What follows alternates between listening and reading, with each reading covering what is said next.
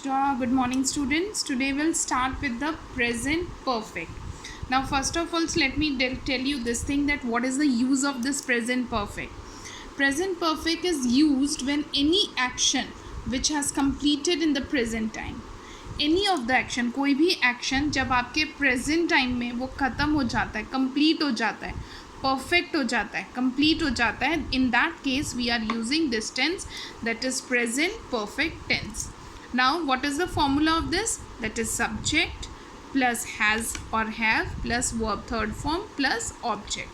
Now here you are to see this thing कि हमेशा याद रखो कि has और have के साथ हमेशा verb की third form आती है.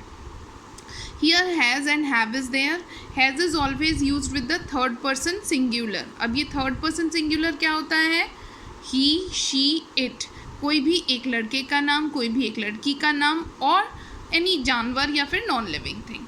हैव बाकी के सब रेस्ट ऑफ द पर्सन्स के साथ यूज़ होता है. Rest of the persons means I, we, you in both the cases and दे.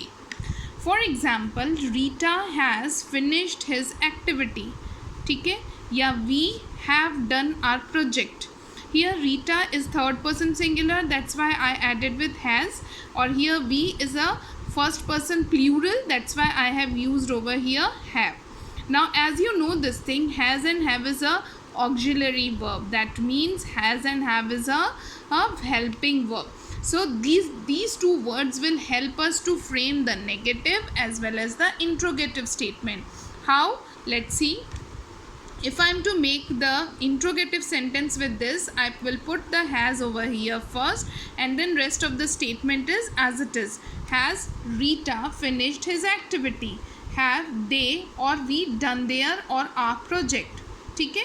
और अगर हमें इसको नेगेटिव में बनाना पड़ता है तो Rita has not finished his activity, we have not done our project. In this way it will be finished. अब आप सोचोगे कि in this second example मैंने ये लिखा है हैव दे और वी, ऐसा क्यों हुआ? यूजुअली अगर हम ये स्टेटमेंट कहते हैं we have done our project, हमने अपना काम ख़त्म कर लिया है, तो जब आप इसका क्वेश्चन बनाते हो तो आप अपने आप से थोड़ी पूछोगे क्या मैंने ये काम ख़त्म कर लिया है? नहीं, मैंने ये काम ख़त्म नहीं कर लिया है, या हाँ मैंने ये काम ख़त्म कर लिया है. यूजुअली आप इस आंसर का ये जो आपका स्टेटमेंट है, आंसर है we have done our project, इसका मतलब ये है कि कोई तीसरा आदमी या दूसरा आदमी आपसे पूछ रहा है. सो हैव दे या have you done your project भी हो सकता है, have they done their project भी हो सकता है. ठीक है, अकॉर्डिंगली. ठीक है. Now coming to the next. Now coming to our next is that is present perfect continuous tense. Now present perfect continuous क्या होता है, क्या यूज़ है, कब यूज़ करते हैं? When any action started in the previous time, कभी आपने शुरू किया था and still not completed. ठीक है, और वो कंटिन्यू है, अभी कंप्लीट नहीं हुआ है. जैसा कि प्रेजेंट कंटिन्यूअस में भी यही होता है, जो काम आपने शुरू किया है बट स्टिल गोइंग ऑन. तो यहाँ पर भी प्रेजेंट परफेक्ट कंटिन्यूअस जो है वो भी यही है, जब आप कोई एक्शन करते हुए आपका वो एक्शन जो है वो ख़त्म नहीं हुआ है, that time we are using present perfect continuous tense. Now what will be the formula? Subject plus has है प्लस बीन. अब ये कंटिन्यूअस टेंस है तो verb first form plus ING. हमेशा ध्यान रखो कंटिन्यूअस टेंस में आईएनजी फॉर्म आता है और आईएनजी हमेशा फर्स्ट फॉर्म से ही ऐड होता है, and plus object. Now plus since and for. In this tense we are using since and for also.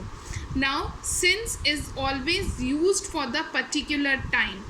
ठीक है, if you are mentioning the particular time, that time we are using since, और कोई assumption होता है that time we are using for. For example, I am living in Jaipur since 1989, or I have been living in Jaipur since 1989. That means 1989 से मैं जयपुर में रह रही हूँ. And I have been living in Jaipur for 3 years or 5 years. ठीक है, तो जहाँ पर हम अजम्पशन देते हैं, एक अंदाज़ा देते हैं समय का, तब हम फॉर यूज़ करते हैं. और वहीं अगर आप पर्टिकुलरली कहते हो, कोई पर्टिकुलर टाइम मेंशन करते हो, तब हम आपको यहाँ पर सिंस कहते हैं. ठीक है, it has been raining since morning, सुबह से बारिश हो रही है, या it has been raining for 2 hours, अब वो शायद 2 घंटे से बारिश हो रही है, वो चाहे 1.5 घंटे की भी हो सकती है, 2 घंटे की भी और 2.25 घंटे की भी, लेकिन जब मैं टाइम मेंशन कर रही हूँ that is from it has been raining since morning, that means कि मॉर्निंग से बरसात हो रही है. Okay, now the question started that what is the difference between present perfect continuous and present continuous. यही क्वेश्चन जो है इसमें बहुत ज़्यादा कन्फ्यूजन्स होते हैं बच्चों को कि when we are to use the present perfect, क्योंकि दोनों में ही still work is going on, still the action is going on. तो बहुत छोटा सा एक डिफरेंस है, उसको ध्यान रखो, अदरवाइज कोई प्रॉब्लम नहीं होगी. मैंने कहा प्रेजेंट परफेक्ट टेंस में we are mentioning over since and for which shows the time, ठीक है, लेकिन प्रेजेंट कंटिन्यूस में ऐसा कुछ नहीं है. जब आपको ये कहना है कि कोई एक्शन हो रहा है, चल रहा है एक्शन, तो आप प्रेजेंट कंटिन्यूस टेंस यूज़ कीजिए. लेकिन अगर वहीं पर उसी काम को आपको टाइम भी मेंशन करना है ना, तब आप प्रेजेंट परफेक्ट का यूज़ कीजिए, प्रेजेंट परफेक्ट कंटिन्यूस का. I am living in Jaipur, इसमें मैं टाइम मेंशन नहीं कर रही कि मैं कब से मैंने शुरू किया है वो काम, या कब से मैं रहना स्टार्ट हुई हूँ. I am living in Jaipur. या इट इज़ रेनिंग, बाहर बारिश हो रही है, कब से हो रही है, कब वो एक्शन स्टार्ट हुआ था, वो हम मेंशन नहीं कर रहे हैं, तो मैं कंटिन्यूस टेंस का यूज़ कर रही हूँ. In the same manner if I am to change little bit और मेंशन द टाइम, उस वक्त मैं क्या कहूँगी, I have been living in Jaipur since 1989, या it has been raining since morning.